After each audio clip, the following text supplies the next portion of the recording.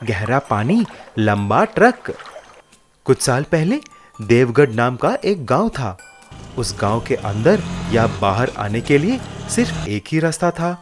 कभी कभी ज्यादा बारिश की वजह से वह रास्ता डूब जाता था और सारे गांव के लोग भी बहुत तकलीफ उठाते थे।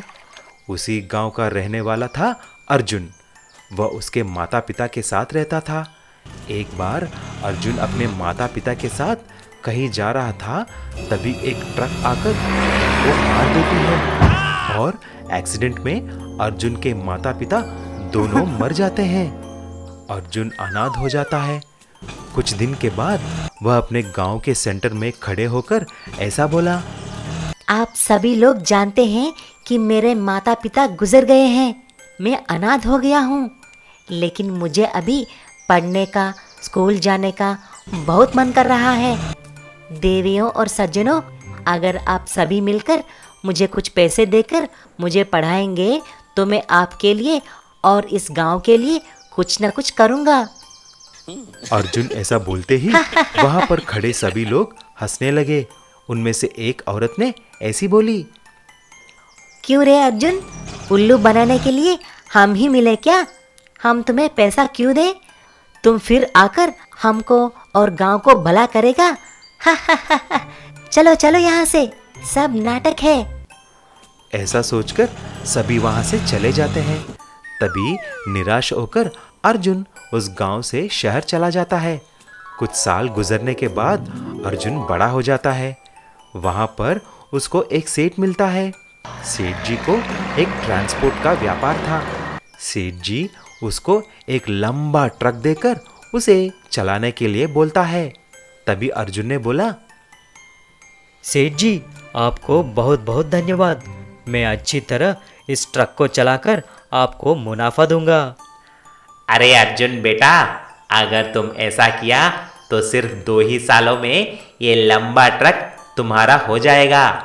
तभी तुम जो चाहो कर सकते हो। कुछ साल अर्जुन बहुत अच्छी तरह उस ट्रक को चलाता है।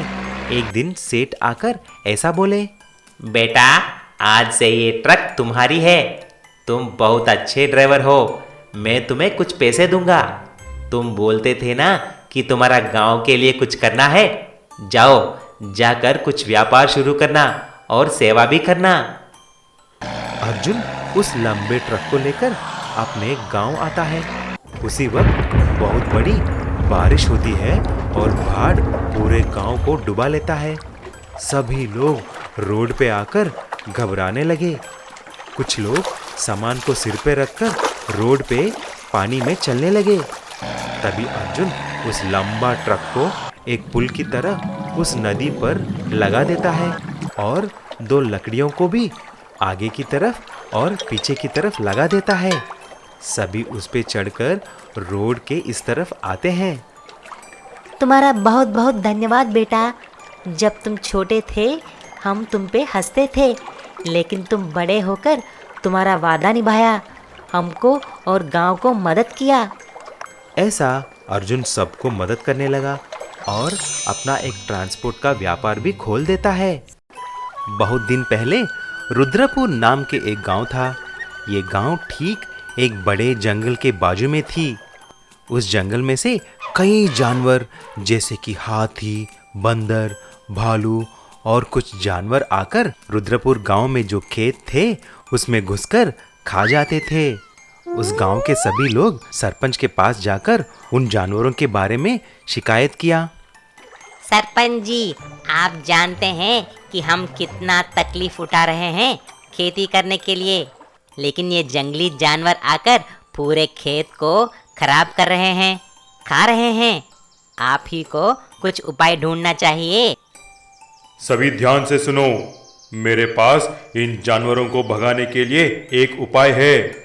हम एक इलेक्ट्रिक फेंस पूरे खेतों के चारों ओर लगाएंगे ताकि कोई भी जानवर आकर उन बिजली के तारों को छूकर मर जाएं।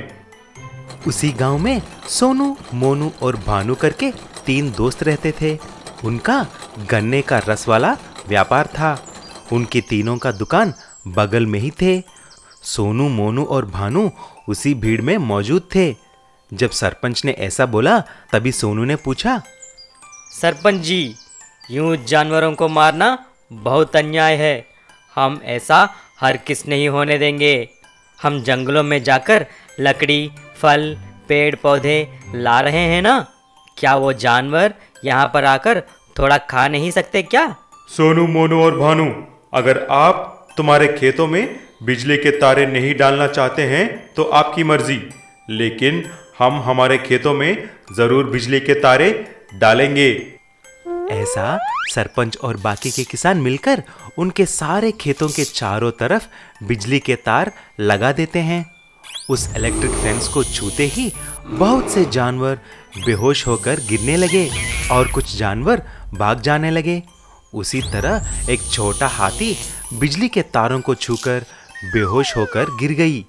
इस बात को सोनू का बेटा देख लेता है और तुरंत आकर ये बात अपने पापा को बोलता है। ऐसा कैसा हुआ बेटा? चलो चलो, जल्दी चलो। सोनू, मोनू और भानु तुरंत वहां पर पहुंचे और उस हाथी के बच्चे को बचा लेते हैं। तभी उस हाथी के माँ वहां पर आती है। मेरे बेटे को बचाने के लिए धन्यवाद। आप बहुत अच्छे लोग हैं। ये लीजिए, 3 जादुई गन्ना दे रही हूँ। आप इनको ले जाकर आपके गन्ने के मशीन में डालिए। आपके सब दुख दूर हो जाएंगे। हाथी उन्हें आशीर्वाद देकर चली गई। ऐसा सोनू, मोनू और भानु एक एक करके उन मशीन में गन्ना डालते हैं। तभी जादू से सोनू के गन्ने की मशीन में सोना निकलने लगा। मोनू के मशीन में से पैसों का बंडल आने लगे और भानु के मशीन में से डायमंड्स गिरने लगे। तीनों ये देखकर बहुत खुश हो जाते हैं। तुरंत सारे पैसों को लेकर उस गांव में सारे खेतों को खरीद लेते हैं। उसके बाद सभी बिजली के तारों को निकाल देते हैं। तब से सारे जानवर आकर उन्हीं खेतों में से फिर से खाने लगे। पैसों का कार। कुछ दिन पहले भरतपुर नाम का एक गांव था। उस गांव में करण करके एक आदमी था। उसके पास एक पुराना कार था। वह उसी को चलाकर अपनी बीवी और बेटे का पालन पोषण करता था। करण बहुत ही अच्छा और नेक इंसान था, लेकिन उसका पुराना कार बार बार रिपेयर होकर बहुत तकलीफ दे रही थी। अरे ये कार अभी बहुत पुराना हो चुकी है, मैं इसे रिपेयर नहीं करवा सकता। मेरे पास इतने पैसे भी नहीं हैं कि एक नया कार खरीदूं। एक दिन अपने कार में शहर जा रहा था, तभी उसने एक घायल गाय को देखा। तुरंत वह कार रोक के, अरे इस गाय को बहुत बुरी तरह घाव है, इसको मुझे मदद करनी चाहिए। ऐसा सोचकर उस गाय को अपने कार में डालकर शहर में अस्पताल लेके गया। उस गाय को इलाज करवाया। डॉक्टर उस गाय को एक इंजेक्शन और दवा डालते हैं। गाय बिल्कुल ठीक हो जाती है। तभी वह गाय एक देवता के रूप में बदल जाती है। मानव, मैं एक श्राप की वजह से एक गाय बन चुकी हूँ। एक लॉरी वाले की एक्सीडेंट की वजह से मैं घायल हो गई। आपने मुझे बहुत सेवा किया। आप एक नेक इंसान हैं। बोलो, आपकी क्या इच्छा है? देवता, मेरी कार बहुत पुरानी हो चुकी है, आप उसे ठीक करवा दीजिए बस। बेटा करण, मैं एक वरदान दे रही हूँ। आप इससे कुछ अच्छा ही मांग सकते हैं। मुझे और कुछ नहीं चाहिए माँ, बस मेरी कार को ठीक करवा दो।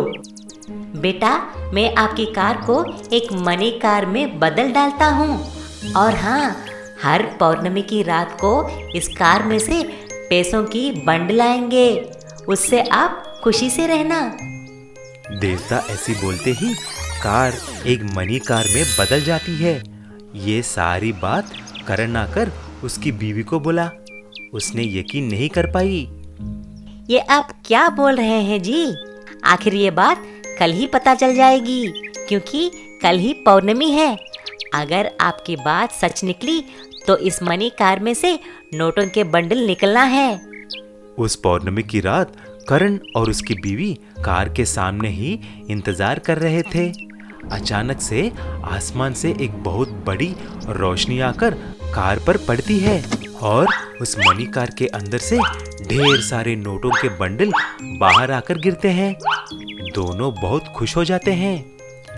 अजी सुनते हो, आपकी देवता की बोली सच निकली। हम इस पैसों से एक बड़ा जमीन और घर खरीदेंगे और कुछ पैसे गांव के गरीबों को भी दे देंगे। ऐसा करण और उसका पत्नी अमीर हो जाते हैं। हर महीने आए हुए पैसे गांव के गरीबों में बांट लेते हैं। जादुई इडली मशीन। चंदनबाड़ी गांव में रामू अपनी माँ बिमला के साथ रहता था। दोनों का एक दूसरे के सिवाय कोई नहीं था। रामू की माँ बिमला बहुत अच्छी इडली बनाती थी और पास के शहर में जाकर बेच दिया करती थी। इसी से दोनों का गुजर बसर चल रहा था। उनकी इडलियां स्वाद होने के कारण एकदम बिक जाया करती थी। एक दिन रामू की माँ की तबीयत खराब हो गई। उसे बहुत तेज बुखार आ गया। बिमला ने इडली बनाने के बाद रामू से कहा, आज मेरी तबीयत ठीक नहीं है बेटा, आज शहर जाकर तुम्हें ही इडली बेचनी होगी। हाँ माँ, आप आराम करो, मैं शहर जाकर इडली बेचूंगा। रामू इडलियां लेकर शहर की ओर चल पड़ता है। शहर जाकर जैसे ही रामू इडली बेचने लगता है, तभी उसे एक बुढ़िया नजर आती है जो सभी दुकानों में जा जाकर खाना मांग रही थी, लेकिन उसे कोई खाना दे नहीं रहा था। तब वो बुढ़िया रामू के पास आई और उसने रामू से कहा, अरे बेटा, बहुत भूखी हूँ, 2 दिन से कुछ नहीं खाया, कुछ खाने को दे दे बेटा। हाँ हाँ माताजी, ये लीजिए, इडली खाइए। और रामू ने उस बुढ़िया को इडली दी। अब रोज बिमला इडलियां बनाती और रामू उसे शहर ले जाकर बेच देता, लेकिन साथ ही वो उस बुढ़िया को भी खाने को दिया करता था। एक दिन जब रामू शहर जाकर इडलियां बेच रहा था, तभी बहुत तेज तूफान आया और उसकी सारी इडलियां खराब हो गई। तूफान थम जाने के बाद रामू जोर जोर से रोने लगा। नहीं, मेरी सारी इडलियां खराब हो गईं। अब मैं क्या करूं? माँ की दवा के लिए पैसे कहाँ से आएंगे? उसे रोता देख अचानक वो बुढ़िया वहाँ आई और उससे पूछने लगी, क्या हुआ बेटा, परेशान हो? रामू ने उसे सारी बात बताई। रामू की बात सुनते ही बुढ़िया ने उसे एक मशीन दी और कहा, लो बेटा, इस यंत्र से जितनी चाहो उतनी इडली निकाल सकते हो। इसमें कुछ मिलाने की जरूरत नहीं, ये अपने आप जितनी चाहो उतनी इडली तुम्हें देगी। आप कौन हैं? रामू के ऐसा पूछते ही वो बुढ़िया एक देवी में बदल गई और उसने रामू से कहा, मैं स्वर्गलोक की देवी हूँ, धरती पर सबकी परीक्षा लेने के लिए आई थी। हर कोई पापी निकला, बस तुम ही मन के एकदम साफ निकले, इसीलिए ये तोहफा तुम्हारे लिए। रामू को आशीर्वाद देकर देवी माँ वहाँ से गायब हो गईं।